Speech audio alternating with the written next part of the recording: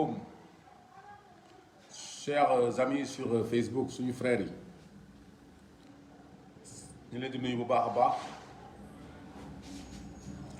xam naa heure bi ñu jël moom pour live bi heure bu xaw a xat la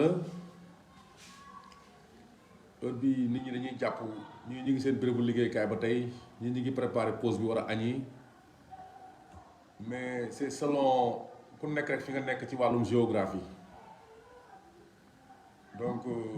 voilà ñu leen di nuyu bu baax a baax namoon nañ leen ci live bi namoon nañ leen je crois que dernièrement on vous a expliqué les raisons pour lesquelles ñu suspendroon ko bon lu ci jiitu koor gi la woon dañoo duggoon ci koor comme muy moment d'intense ferveur religieuse dañoo waroon wàññi politique bi tuuti comme dafay ngeen dimbale ma ci kii kër yi parce que saay-saay yi ñu ngi sànni ay affaire de cey ñi yàq rek dañuy waxtaan rek bàyyi leen seen affaires yi sa waay bàyyi leen seen yu bon yi dañuy waxtaan rek comme disent les Ivoiriens dans un pays quand on ne fait pas blabla on va faire boum boum bu ñu waxtaanu rek dóorante ay bal la force de l'argument est plus importante que l'argument de la force bàyyi leen seen yëfu saay-saay yi seen médiocrité c'est des méthodes moyenâgeuses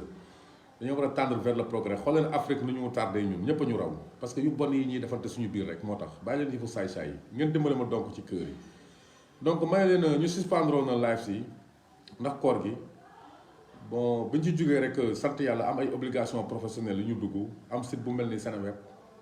ñu war a commencer ak moom ay chronique àndoo ci suñu yeneen naataango pour rek yaatal débat yi loolu moo taxoon mais bii c'est à titre exceptionnel donc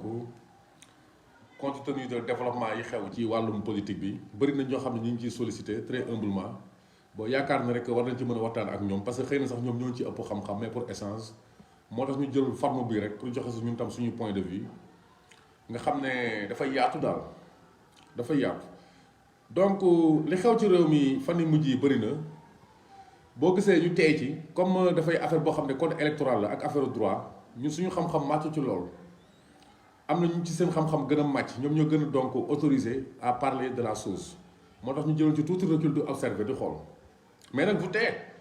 le droit est écrit en français mën nañ jàng ñu tamit le bon sens est la chose du monde la mieux partagée et puis am na loo xam ne sens politique la le technique dafa am fu mu yem après politique commencé foofu ñu leen doon observer nag ci loo xam ni dafa jublu ci lu technique waaw léegi nag dafa naa politique moo dugg parce que xel yaa ngi commencé jaxasoo ci affaire bi foofu la politique di duggee nag moo tax ñun ñu war ci mën a wax parce que par delà notre qualité de journaliste chroniqueur on est citoyen avant tout réew bu am loo xam ne daf ciy xew boo ku nekk humblement fi nga taxaw war nga ci mën a wax parce que ñiy wax moomuñu réew mi quoi ñoom it dañ ciy bokk ñu ñaan xar mi gàtt la mais ci jur gi la bokk ñun tam am nañ suñu wàll pour wax ci daal mu bëri mu néew ñu koy déglu ñu partagé ci ak ñoom dafa am lu ñu jaaxal ci bi Macky Sall faloo ba tey li professeur Ismaïla Madior Fall doon critiquer temps Abdoulaye naan ay réformes déconsolidantes fii ci nguuru Macky Sall nga xam ne moom ñu ko décrire comme le terre constitutionnel dafa bëri ay réformes déconsolidantes yàgg nañ ko wax ñu am régression démocratique bu mag bi ñu jëlee ay opposants yu mel ni Karim Wade écarté leen après Khalifa Sall de manière unilatérale une majorité mécanique à l'Assemblée nationale andi loi parrainage bi nga xam ne ñëpp xam ne mënutoon nekk jamono yooyu maa ngi nekkoon ci ëttu yéenekaay bu ñu duppee Dakar Actu jamono yooyu bindoon nañ ci benn chronique fàttali ne France diggante 2007 ba 2013 doon nañ xool faisabilité parrainage boobu ñu conclure en 2013 ne mënut a nekk ñu teg ko mooy parrainage populaire parce que ñoom am nañu parrainage par les élus donc boo bëggee présenté wu da ngay dajale 500 élus rek ñu may la ko donc fii ñu xool ne loolu mënu fi nekk ñoom France ñu xool ne mënu fi nekk kon bi ñu gisee président Macky Sall empressement bi mu ci demee rek lépp nekk procédure d'urgence ñu dugal parrainage boobu nga xam ne dafay jur fitna xam na ko ba sax dafa ko fekk ko ci réew mi bi ñu koy voté boobu artu woon nañ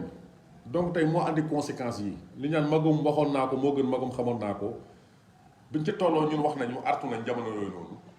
donc saa ñu nekk expert parce que mooy li may wax rek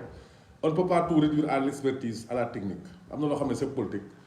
donc tey gis nga fi mu ñu jëmee ci imbroglio bi mu ñu jëmee nii en direction des prochaines élections législatives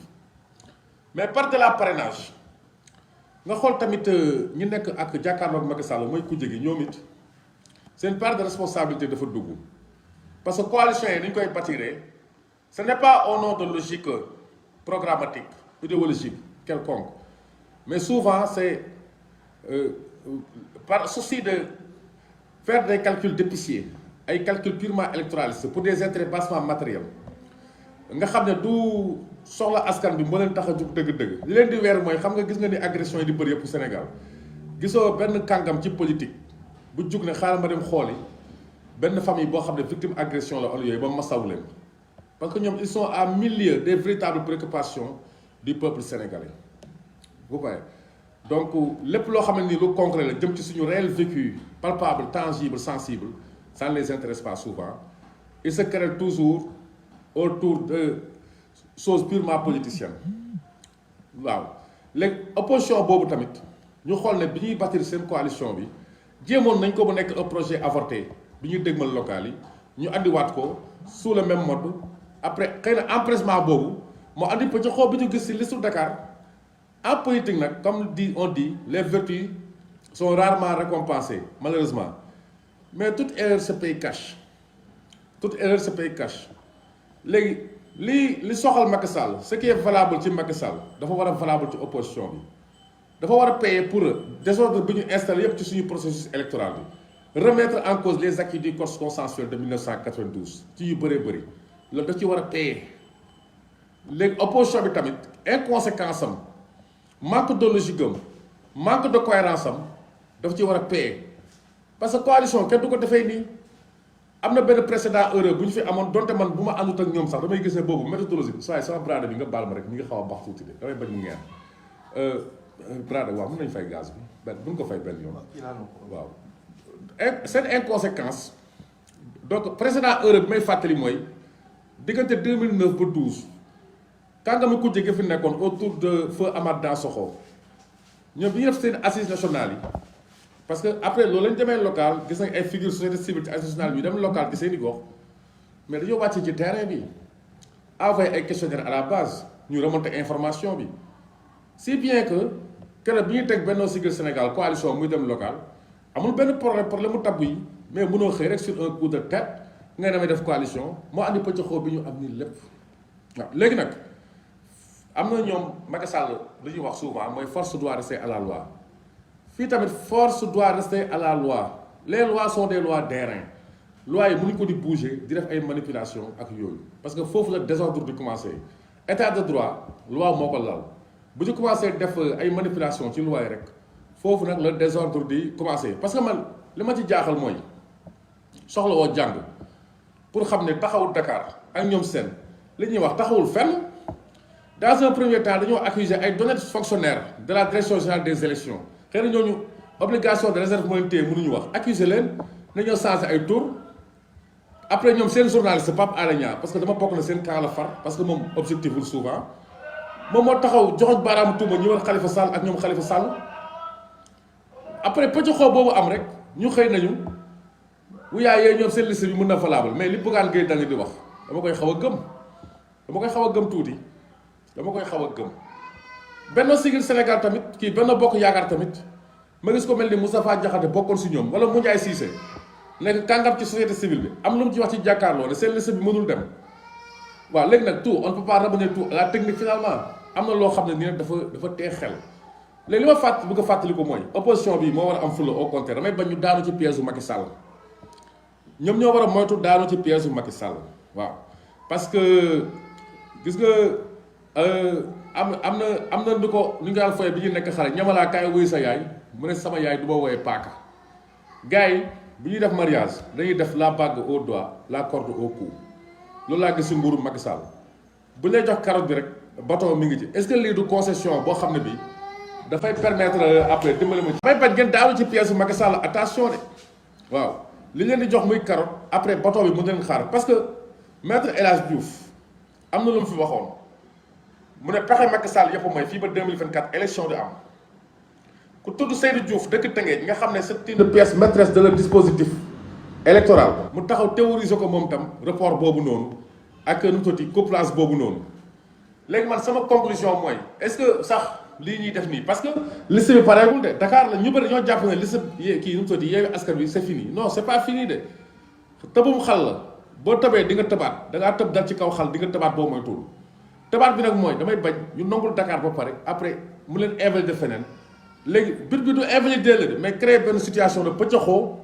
exprès de ça pour maintenant reporter élection yi léegi loolu Macky Sall doon wax lu ñu naan ay affaire couplage loolu ñi war Macky Sall doon wax ci affaire couplage bu fekkante ne dëgg la ñoom ñu mën a coupler élection yi man donc pièce boobu laay bañ véritablement mu gete gars yi te bu boobaa ñoom ñoo nangu compromis ak compromission bu boobaa du ñu am lay bu boobaa kon du ñu am lay bu boobaa parce que lii dañ ko war a leeral dafa leerul dama ne affaire bi du affaire technique affaire bi ko xool rek xam ne am na loo xam ne parce que gis nga fii situation bi dañ def attention ci taxaw Dakar dafa am ñaari kàngam yu fa nekk muy Khalifa Sall ak Ousmane Sonko dañoo nekk ci ay poursuites yoo xam ne justice mi ngi leen koy def bon kii libéré nañ ko mais condamné woon nañ ko kii tamit justice mi ngi koy poursuivre ba tey moo tax li bëgg ngay dañuy wax bon xataraayu bi affaire demee noonu yëpp gis nga politique gars yi dañuy affiché indo di jouer cowboy dañuy affiché indo di jouer cowboy moo tax man seen i yuuxu ak affaire yëpp après du ma saf parce que parfois c'est une comédie incomplète lépp mën na nekk ay cinéma lépp mën na nekk ay cinéma voilà affaire bi dafa leerul ma ne boo xoolee ñun niveau de pëcc xoo bi ñu egg nii désordre bi li ñi ko gëj a gis ñun ñu nekk xale ci 1996 li ñu nekk xale yëpp dañ ko gëj a gis te boobu sax phase test la woon ci moom comme ni ma ko waxee bi ñu jógee ci code consensuel bi après ak événement 93 yi ba tey dañoo nekkoon di defaraat ay affaire di defaraat situation bi moo tax sax xel élection 96 yooyu mel noonu mais biñ ci pare parce que loolu laay incriminer toujours ci démarche opposition bi les principes sont les principes y a pas de compromission possible sur les principes parrainage bi ko Macky Sall tegee war leen nangu bokk élection bu parrainage di am le président Abdoulaye Wade en 2017 au sortie des législatives dafa def livre blanc mais du ñu bokkati ci élection boo xamante ne bii waa Alliance pour la République ñoom ñoo koy organiser il se conformait à cet engagement mu boycotté de présidentielle 2019 yi après ñu demoon ñooy génn man mi boo voté woon naa boobu bien sûr boycotté ma mais ñu demoon ñooy génn après naan ay affaire dañoo sàcc élection yi ak yooyu noonu parce que parrainage bi problème bi mooy ñi nga xam ne ñooy parti yu mag yi ñoom dañuy jàpp ne comme lañ masal rek du ñu lijjanti ñeneen ñi ñuy tuddee parti yu mag parce que c'est selon c'est relatif parfois affaire du quantité qualité la vous voyez après ñëw di jooy naan parrainage ñoom parrainage bi loo xam ne France mënu ko réussir nga def rapport de proportionnalité puissance bu France am moyen d'organisation matériel yi mu am ñun amuñu ko ngeen bàyyi mu jàll ngeen xam ne lii nii mais sëb lu ko bënn mu ngi ca biir ngeen war a xam ne y'a piège ngeen war a xam ne y'a anguille sous roche ba pare ngeen nangu dem ci après ngeen ñëw li ñaan bàyyi ba jànduroom ngeen topp voiture bi di dóor naan def nañ nii ak def nañ naan il faut rester taxaw ci principe bi mi ngi mel ni affaire troisième mandat bi tamit parce que loolooy piège bi tey bu ngeen nangoo commencé dugg ci ay compromission rek mu établir ne am na ay compromission rek ëllëg loolu mën na nekk prétexte benn brèche buy permettre Macky Sall mu mun def troisième mandat parce que yéen a ko nangu bu boobaa donc assumer leen seen responsabilité bu boobaa yéen a ko nangu parce que lépp loo xam ne affaire loi la ñu dañ ci war a taxaw parce que moom président Macky Sall réussir na dugal ñu ci confusion autour de la question de la troisième candidature te tout ce qui se fait dans ce pays tout ce que fait Macky Sall quand Macky Sall porte benn chemise bu xonk quand Macky Sall porte benn cravate bu ñuul quand Macky Sall marche comme ci ou comme cela quand Macky Sall parle moi je fais partie de ceux-là qui considèrent que tous ces actes et paroles convergent vers un même but qui est relié à la question de la troisième candidature loolu rek lay xalaat pour man moo tax nag la meilleure manière d'empêcher que mu def troisième candidature mooy éviter toutes sortes de marchandage de compromission ci loi yi parce que les lois sont sacrées waruñu mën a permettre loi yi di am ay interprétation yoo xam ne dafa porter à équivoque dafa war a clair comme l'eau de roche bi ñu ko bëggee mu clair diggante 1992 ci code consensuel boobu jusqu'à une époque récente dafa mës a leer boo xoolee rek xam ne confusion bi c'est une confusion créée entretenue à dessein et reliée à un but non encore avoué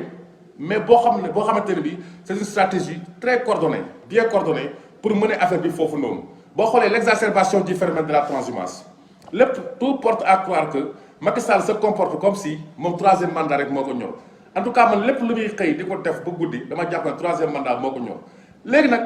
yéen bu leen ko jox brèche boobu parce que comme ni ma la ko waxee fii dafa am ba tey anguille sous roche am na ñaari leader opposition boo xam ne bii nii ñu leen di topp ci affaire justice kii dañ ko condamné ba pare mootul éligible ki ci des nag moom tam ñu ngi koy topp ba tey tey affaire am dafa ma ëlëm waa ji kii Kor Adji Sarr ay mbiram dafa lëndëm quoi qu'on dise fan nga mus parce que foofu la ñu njëkk a salfaañee état de droit foo mosee gis ku mel ni Ousmane Sonko moom ñu war ko convoqué moom mooy wax sax jour bi ñu koy entendre ak yooyu mais gars yi nam leen seen xel yi ngeen xalaat loolu mënul nekk dans un état de droit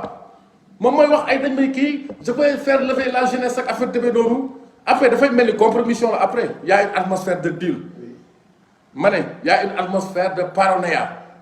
boo xam ne bi sécuritaire force ñun ñu nourrir ko par rapport à ce qui se passe dans ce pays on est citoyen comme Ousmane Sonko comme Khalifa Sall comme Macky Sall démb maa ngi koy wax gis nga calpe lu mu jar borom addu calpe bu ko jaree borom calpe du dem te ñun tam en tant que peuple il faut lii mu arrêter Sénégal mënul nekk dans un état moyenâgeux par rapport à la démocratie il y a des évolutions portées depuis Léopold Sédar Senghor ci cadre courant yi multipartisme limité ensuite Abdou Diouf ne jàkk jàng ni ku mën noddal ngeen nangu ñi ànd ni parrainage bii li nga xam ne c'est restrictif par rapport au champ des droits et des libertés parce que entre vous la quoi yéen ñooy demante ngénte ñoo tuddante doom bu ñëwee affiché indo joué cowboy ñu leen di seetaan toujours en tant que peuple mënatul continuer et une certaine presse inféodée complice responsable di nga gis ay éditorialistes di ñëw di jéem a cautionner affaire bi ce qui se passe au Mali ñun toujours loolu la leen yàgg a wax on a toujours interrogé l'arrière-plan géopolitique ce qui se passe au Mali Boko Haram ak yooyu ñoom du sujet yu leen ñor ñu ne souvent très humblement dañ koy traité na leen def leen attention mais def leen attention tout le monde dans ce pays joue à se faire peur il y a peu de gens à être responsables qu'ils soient du pouvoir ou de l'opposition da ngay gis opposition boo xam ne dafay entretenir ay xale daf leen ci réseaux sociaux yi à casser ñi nga xamante ni dañoo di critiquer di leen saaga ak yooyu noonu pour parce que tey yéen a ngi am ay percées parti yu bëri fii ci opposition bi ban pertinence intellectuelle moo leen ko may programmatique wala yooyu waxu leen fi lu bees lu dul ay saaga napp ñëpp ku mel ni Thierno Diop bañ ngeen napp ko rek mais ñu bëri da ngeen leen napp ñu ils sont couchés ngeen di avancer vous êtes des dictateurs en puissance moo tax ma tiit ëllëg ngeen jël réew mi pouvoir bi tamit ma président Macky Sall depuis 2012 il revient de proche en proche sur les acquis li nga xam ne on l'a acquis de haute lutte pendant des décennies dem su may déglu ko mel ni Mamadou Diop Decroix ça me fait mal qu'on puisse écarter une personnalité comme Mamadou Diop Decroix par le mécanisme du parrainage parce que lii ñuy xalamoo ñun tey ñu mel ni Mamadou Diop Decroix ñoo ko fi def depuis les années 70 boobu rajo yi ñoo bëriwul di génn di xeex ñu leen di yóbbu sax armée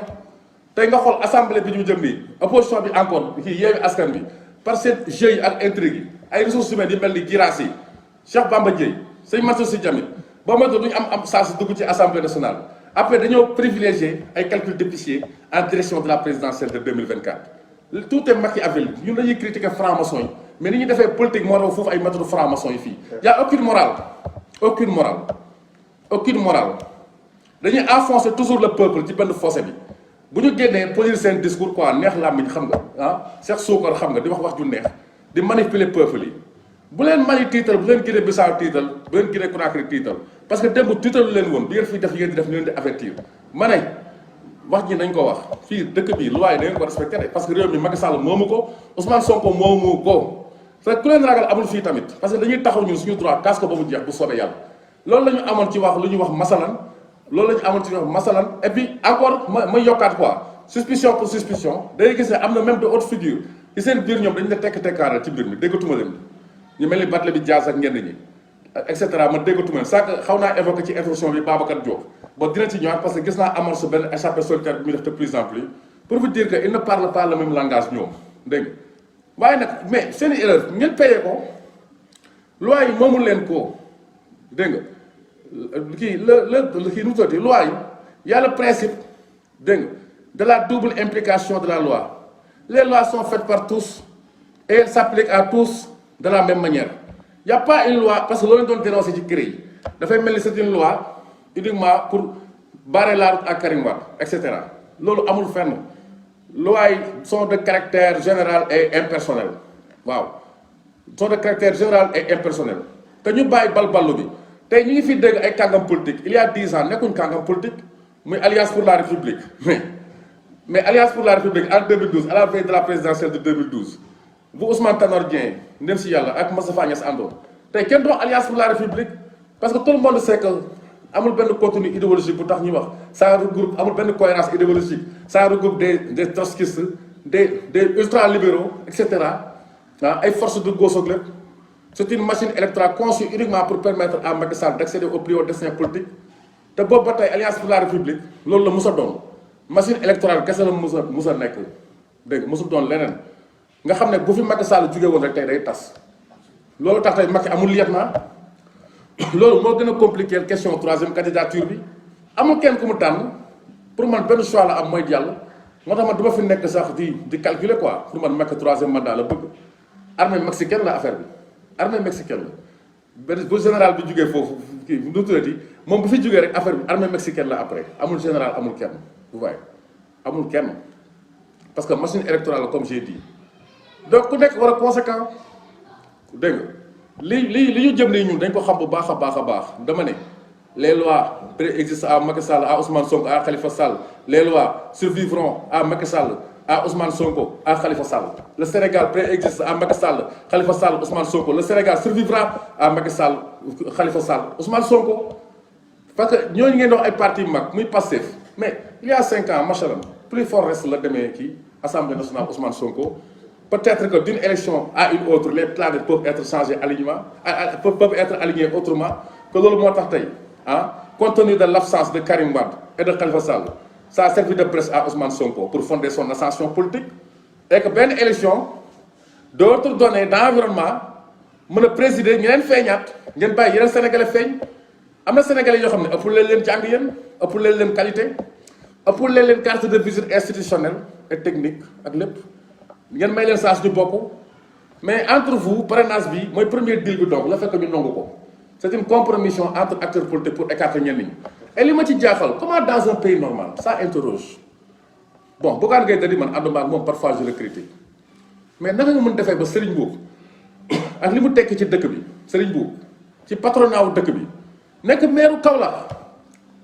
la capitale du bassin arachidier ñu ne mënul matal parrainage kan moo matal Pape Djibi Fall mais ça va y a anguille sous roche dafa affaire yi dafa ma jaaxal nga ne Serigne boobu ak Bougane Gueye Dany lu Bougane Gueye Dany tekk ci dëkk bi mënul dem ak Serigne boobu ñu ne Pape Djibi Fall moo mun dem mais après fekk am solo soo siri ba sax di ko jiiñ mais loolu y a anguille sous roche quand même quoi qu'on dise il faut que ça interroge mënul continuer lii par ay mécanismes par lesquels on écarte de valeureux fils du pays ñoo xam ne ils sont dépositaires d'enjeux à faire prévaloir non seulement au plan national mais au plan international parce que fu ñuy defaree loi yi mais un Serigne boobu man buy wax damay jël bi nga fëy parce que li mu xam ci affaire commerce ak yooyu xaw ma ko affaire économie xaw ma ko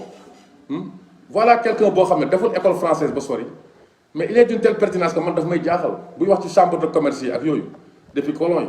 il avait sa place à l'Assemblée kooku bon Bougane Gueye Dany et cetera il fait partie du patronat Fadel Barro